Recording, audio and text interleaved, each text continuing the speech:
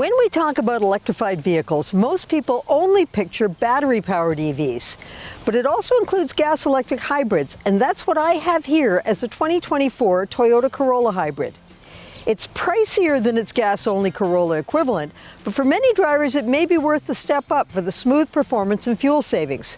So let's take a closer look and see exactly what this electrified Toyota is all about.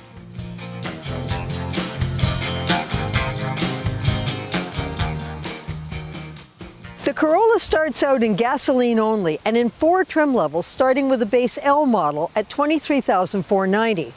The Hybrid starts a trim above that with the LE, and it begins at $26,790. All the gas-only Corolla models are front-wheel drive. That starter LE Hybrid trim is too, but for another $1,500 you can option it to all-wheel drive. The other hybrid trims are the SE and my XSE tester, and they only come with all-wheel drive. The main reason for all-wheel drive only in the hybrids is because of how the system works. In a gasoline-only vehicle, there needs to be a drive shaft between the front and rear wheels, which distributes the engine's power between them. The regular Corolla doesn't have that. In the hybrid, the engine and hybrid system only drive the front wheels, but instead of a drive shaft, there's a second electric motor at the back. When all-wheel drive is needed for extra traction, that motor powers up the rear wheels, and it does it fuel-free. Canadians tend to like all-wheel drive, and if you want it in your Corolla, the hybrid is how you'll get it. My XSE tester is the top of the line, and it's $34,850, which is $3,700 more than a gas-only XSE. Natural Resources Canada estimates the hybrid costs about $435 less in fuel per year than the gas-only version. The payoff at the pumps takes a while, so you'll have to do the math to figure out if it's right for you. The Corolla Hybrid also doesn't get plugged in, so it's not eligible for any available federal or provincial green rebates that may be offered for battery-only or plug-in hybrids.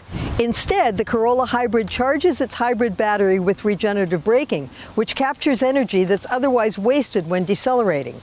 I've gotten to the point where, if I'm driving a regular gasoline vehicle, it almost seems a waste to slow down and not be recycling that energy into stored power. The gasoline Corolla uses a 2-liter 4-cylinder engine that makes 169 horsepower and 151 pound-feet of torque, and with an automatic continuously variable transmission, or CVT. Instead of that, the Corolla Hybrid uses a 1.8-liter 4-cylinder with hybrid system, and the combination makes 138 horsepower and 105 pound-feet of torque.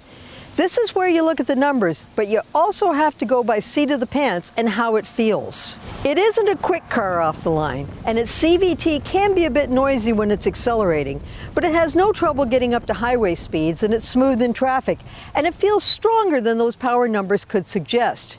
It switches automatically between gasoline, electricity, or a combination, depending on driving conditions. And its fuel economy rating of 4.9 liters per 100 kilometers in combined driving is a bonus.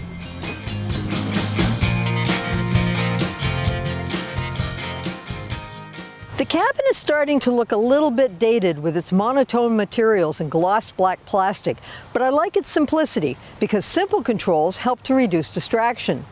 There's only single zone climate control, and on this top line trim I would have expected dual zone, but the temperature and fan speed are controlled by dials, and that's always quicker and easier than tapping a screen. Speaking of the screens, all trims get an 8-inch touchscreen with wireless Apple CarPlay and Android Auto. The system is called Toyota Multimedia, and for 2024, the lower trims across the Corolla lineup get an upgraded version with more available services. These include Remote Connect, which let you operate several functions through your phone, and Drive Connect, which includes cloud navigation and a digital assistant. That Remote Connect comes with a 3-year trial on all trims, and you'll have to buy a subscription if you want to use it after that. Drive Connect is included with the XSE for 3 years, but it can be added as a subscription to lower trims if you want navigation in those. There are a couple of items in the car that may be new to you if you haven't been in a Toyota Hybrid before. The gear shift lever goes all the way to B, and that stands for braking. It increases the level of regenerative braking, which feeds more power back into the battery and also slows the car more when you take your foot off the accelerator. You can switch between drive and brake while you're driving, and I find it handy if I don't want to build up too much speed when I'm going down a hill.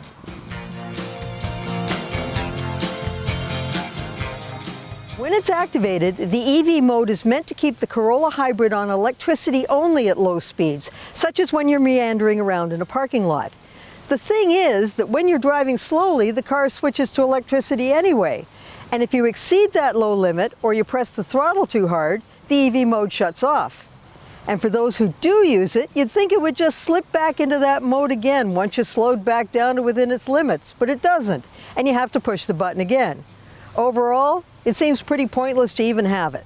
As far as driver assist features go, all Corolla Hybrid trims come standard with such items as blind spot monitoring, rear cross traffic alert, emergency front braking, full speed adaptive cruise control, and lane departure alert. Upper trims add such things as a wireless charger, heated steering wheel, and at my XSE level, a power driver seat, leather look upholstery, and heated rear seats on top of the heated front ones that are on all trims.